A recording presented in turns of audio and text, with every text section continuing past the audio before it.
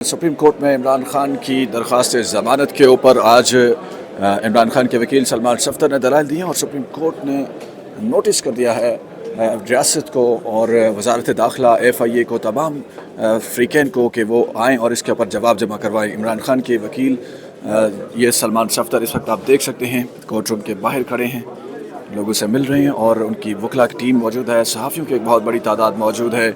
और आज Islamabad high court का जो कल का ऑर्डर था उसको भी उन्होंने सबूत के तौर पर एक अपने लिए पेश किया यहाँ पर कि किस तरह FIA ने पॉलिटिकल गेनिंग्स के लिए रियासत के हक़ में इमरान खान के ख़िलाफ़ ये केस दर्ज किया और इसके मोटिव जो हैं वो सियासी सरासर हैं और इमरान खान को केस से बाहर करना है, सियासत से और ख़ास तौर पर उसके बाहर करना है।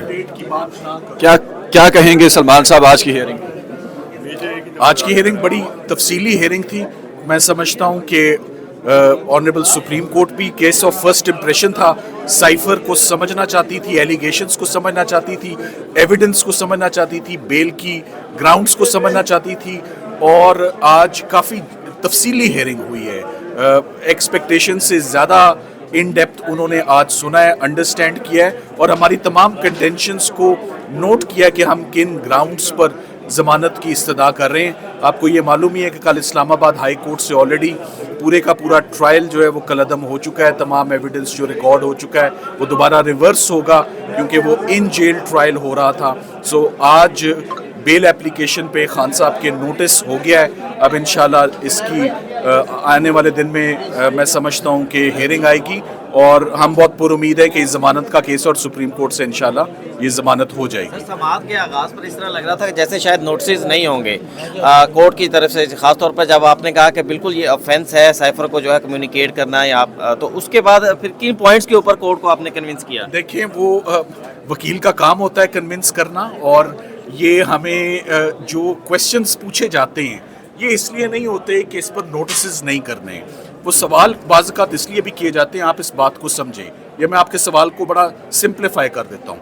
पाकिस्तान की हिस्ट्री में पहली दफ़ा एक वज़ीर आज़म को, एक फॉरेन मिनिस्टर को साइफर के इल्ज़ाम में ऑफिशियल सीक्रेट्स एक्ट के अंदर प्रोसिक्यूट किया जा रहा है। अंडरस्टैंडिंग नहीं है इसकी, कानून नहीं है, प्रेसिडेंट नहीं है, इसको हम कहते हैं case of first impression. So case of first impression में सवाल पूछना ऑनरेबल जजेस का राइट है और मेरा प्रेरोगेटिव था कि मैं उसको एक्सप्लेन करता और उनको कन्विंस करता, जो कि शुक्र है कि वो कन्विंस्ड हुए और वो तमाम कंटेंशंस जो मेन कंटेंशंस हैं इतनी लंबी बहस में उसको पिन पॉइंट करके उन्होंने नोटिस में हमारे वही पॉइंट्स लिखवाए हैं। सो हरगिज़ मुझे ये तासुर नहीं मिला कि इस पर नोटिस नहीं होने, but yes, so for the understanding of the honourable bench, आपको याद रहेगा कि इस्लामाबाद हाई कोर्ट ने भी बहुत तफसीली हेयरिंग की थी क्योंकि रूटीन से हट के प्रोसिक्यूशन है।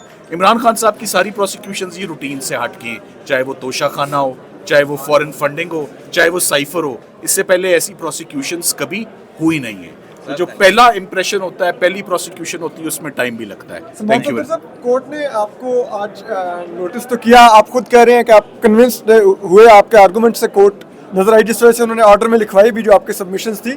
लेकिन एक चीज़ बताइए, क्या आपको आज की समाअत से और इस बेंच पर एतमाद है? और दूसरा जो पॉइंट है जो जस्टिस सरदार तारिक मसूद ने एंड में आपको सार्केस्टिकली पूछा, उन्होंने कहा वैसे तो जो डिफेंस के लॉयर्स होते हैं वो जो लकूनाज होते हैं समाअत के दौरान ऑर्डर में या कहीं पर वो रहने देते हैं ताकि बाद में वो उनको इस्तेमाल कर सके अपने दिफा में, लेकिन आपने जिस किस्म का दिफा किया है हाई कोर्ट में, आप लोगों ने तो वो लकूनाज भी जो दूर करवा दिए हैं। आपका मैं सवाल समझ गया हूँ।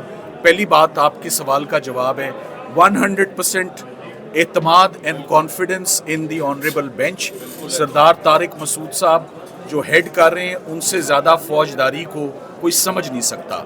मेरा ख्याल है सबसे सीनियर, सबसे सीजनड, सबसे एक्सपीरियंस्ड फौजदारी के जज और ऑनरेबल मैडम आयशा मलिक भी और मिस्टर जस्टिस याया अफरीदी साहब ने भी जितने सवाल उठाए वो तमाम के तमाम सवाल अपनी अंडरस्टैंडिंग डेवलप करने के लिए, दोबारा बता रहा हूँ आपको, रूटीन की प्रोसिक्यूशन नहीं है, हर्ट का केस नहीं है, 302 का केस नहीं है, ब्लैस्फेमी का केस नहीं है, ये किसी कब्जे का केस नहीं है, ये केस है ऑफिशियल सीक्रेट्स एक्ट 1923, 100 साल पुराना कदीमी कानून جس کو پہلی دفعہ کسی وزیر اعظم کے اوپر اس کے اوپر FIR ہوئی ہے. سو انڈرسٹینڈنگ ڈیولپ کرنا ان کا رائٹ اور حق تھا. اور جہاں تک آپ کے دوسرے سوال کا جواب ہے وہ یہ ہے کہ جو ایویڈنس ریکارڈ ہوئی تھی, جو پوائنٹس نیچے گین کر لیے تھے, تو جب وہ دوبارہ ری ٹرائل ہوگا تو سرکار درست کر لے گی اپنے فلاز اور اپنے لکوناز. جو دوبارہ سے کیس ریمانڈ ہوا ہے, جو غلطیاں ہوئی تھیں وہ رہنے دیتے, اس کا فائدہ بعد میں اٹھاتے.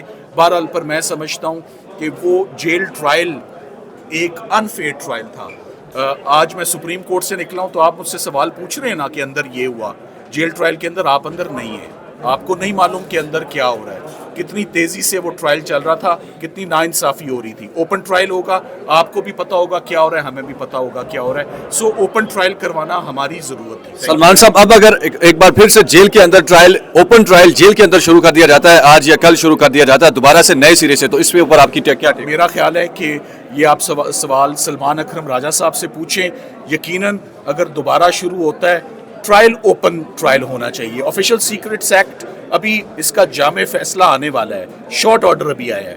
سو ڈیٹیلڈ ججمنٹ میں بہت ساری چیزیں جو آپ کو ابہام ہیں وہ کلیریفیکیشنز آ جائیں گی.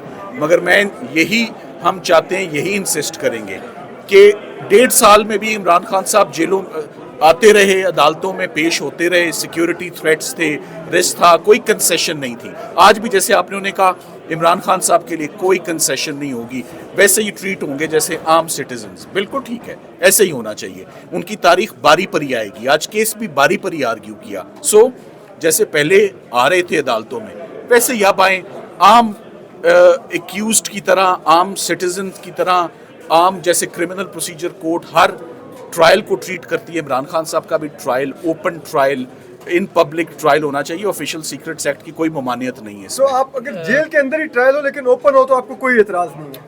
نہیں, یہ بات بالکل ٹھیک نہیں ہے. اندر جانے میں بڑی دقت ہے. ابھی میں یہاں سے نکلا ہوں, ایک اور کیس میں چلا جاؤں گا. جو جیل کے اندر جاتا ہے نہ ٹیلی فون ہوتا ہے نہ ایکسیس ہوتا ہے, سو وہ آپ ڈسکنیکٹ ہو جاتے ہیں. سو میرا خیال ہے جیل ٹرائل کرنا ہرگز مناسب نہیں. سرکار کا کیس ہے, سرکار کی ذمہ داری ہے اپنی سیف کسٹڈی میں, ان کی ذمہ داری ہے وہ ان کو جیل میں سے لائیں اور کورٹ میں پروڈیوس کریں. یہ اوپن ٹرائل ہی ہوگا انشاءاللہ. یہ واپس جیل ٹرائل نہیں ہوگا. اس کو جوڈیشل آرڈر کے تھرو ان کیمرہ بھی کیا جا سکتا ہے, آپ کو کیا لگتا ہے؟ دیکھیں یہ ہو سکتا ہے, مگر یہ آنے دیں آپ.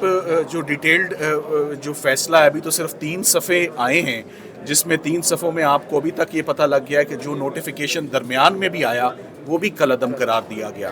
سو تمام کا تمام ایویڈنس, تمام کی تمام ایکسرسائز ہم جج صاحب کو بتا بھی رہے تھے کہ آپ اس میں تھوڑا سا اس میں ویٹ کر لیں, کہ ہمارا کنسرن ہے یہ اوپن ٹرائل ہونا چاہیے. اس کو اتنی جلدی, اتنی پیس سے اس کو آپ ایویڈنس نہ ریکارڈ کروائیں. مگر وہ ہماری انہوں نے درخواست نہ مانی اور 5 گواہ ریکارڈ ہو گئے. سو ہوتا یہی ہے کہ جب ایک کیس آدھے سے گر کے واپس آتا ہے یا کلیپس ہو جاتا ہے تو پھر اس کیس کا دوبارہ اٹھنا بڑا مشکل ہوتا ہے. اس کو بیساکھیوں کی ضرورت ہوتی ہے. تو جو وہ جج صاحب نے کہا کہ یہ آپ کے فائدے کی بات ہی, میرا خیال ہے اس سے پروسیکیوشن کا مورال ختم ہوگا, اس سے ڈیفینس کا مورال نہیں اس سے افیکٹ ہوتا. یہ پروسیکیوشن کے اگینسٹ جاتی ہے کہ ان کی ابھی تک کی ساری کیا کرایا ساری محنت جو ہے وہ کلیپس ہو چکی ہے اور وہ ضائع ہو چکی ہے.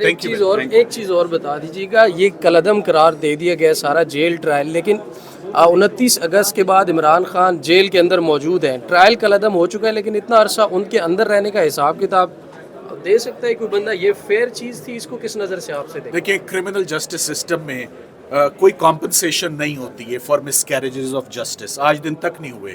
لوگ 14 سال کے بعد, سزائے موت کے بعد بے گناہ ہوتے ہیں اور گھروں کو جاتے ہیں.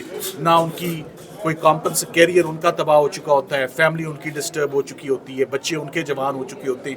یہ تو ہمارا فالٹی کرمنل جسٹس سسٹم ہے جس کو بہت عرصے سے اوور آلنگ کی ضرورت ہے, ریفارم کی ضرورت ہے, نیڈ آف دی آور ہے.